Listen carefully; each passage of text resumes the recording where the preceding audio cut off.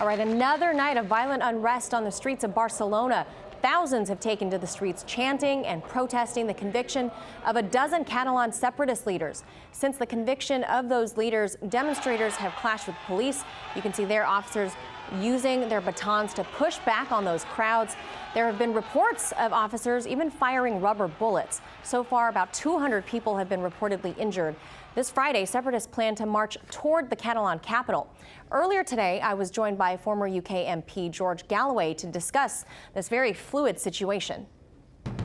So, George, how do you read these protests from Catalan separatists so far and the bigger picture of what's happening in Spain right now?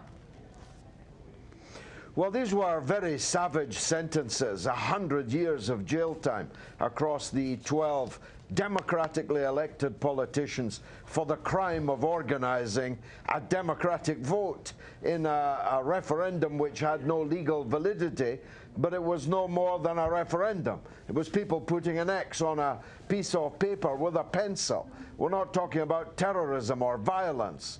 And so to savagely send out the message that such democratic action is going to be met with such severe penalty was bound to be a spark on the tinderbox that is Catalonia and Barcelona as a city in particular.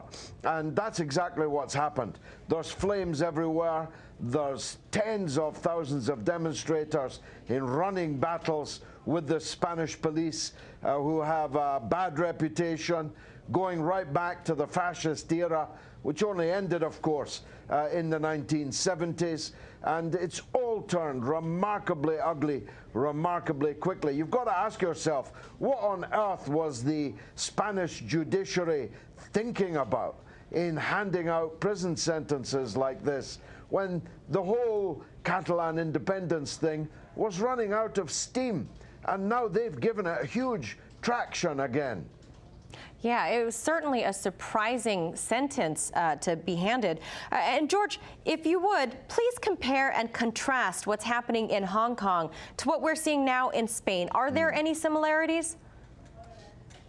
Well, you can check the differences first. In Barcelona, when they besieged the airport, they were described in the Western media virtually as wreckers, saboteurs, almost terrorists. And the police were thoroughly supported in brutally beating them back, which wasn't the case, of course, when the demonstrators took over the airport in Hong Kong.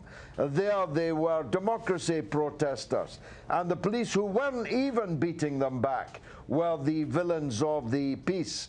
But yeah, there's remarkable similarities. It's a mob power.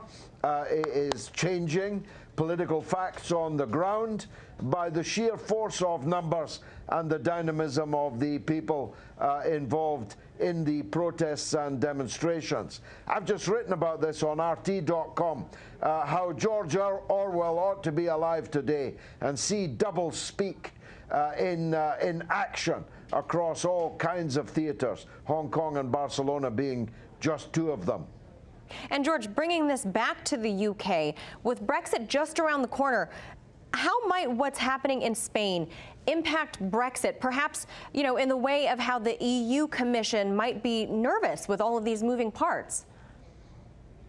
They're right to be nervous. There's discontent everywhere. We're heading into a winter of discontent, and not just in Catalonia. In Italy, Greece has never gone away. The mass youth unemployment in Spain, now the Catalan problem reignited, and of course Britain leaving the European Union.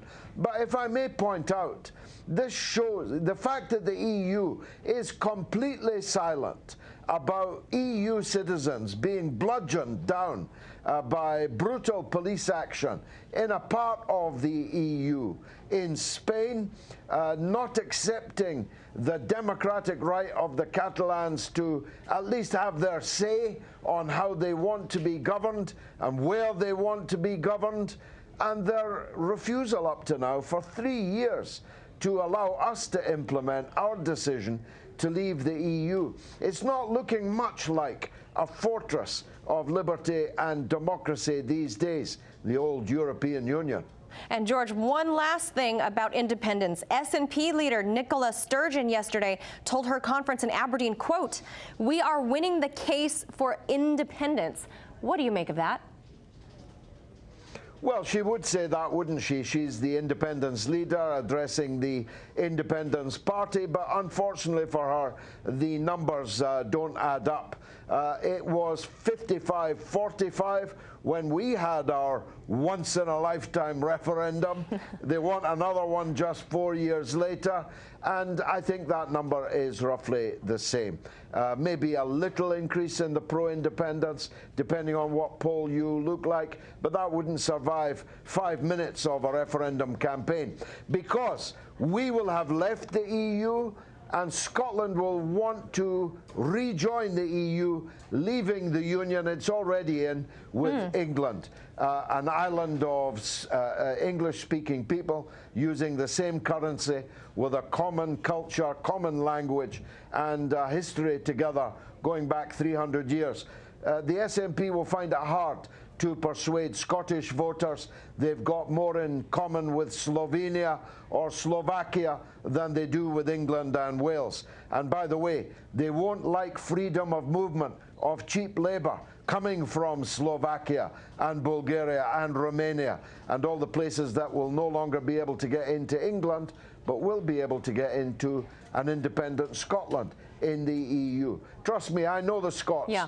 They value their culture, they value their money, and on both those fronts, they're not going to easily rejoin the EU and leave England, making a hard border on the border between Scotland and England. Imagine all the fuss about a hard border in Ireland. Yeah. The SNP intend to make a hard border between Scotland and England, where most Scottish people go, where most Scottish exports go, the biggest trading partner by far, and you're going to introduce a hard border. Good luck with that, Nicola. And we will leave it right there. Interesting perspective, as always. George Galloway, thank you. Hey YouTube, thanks for checking out our channel. We hope you enjoyed the video. We have tons of content for you just like this. For more of RT America's one-of-a-kind news and analysis, be sure to subscribe and never stop questioning more.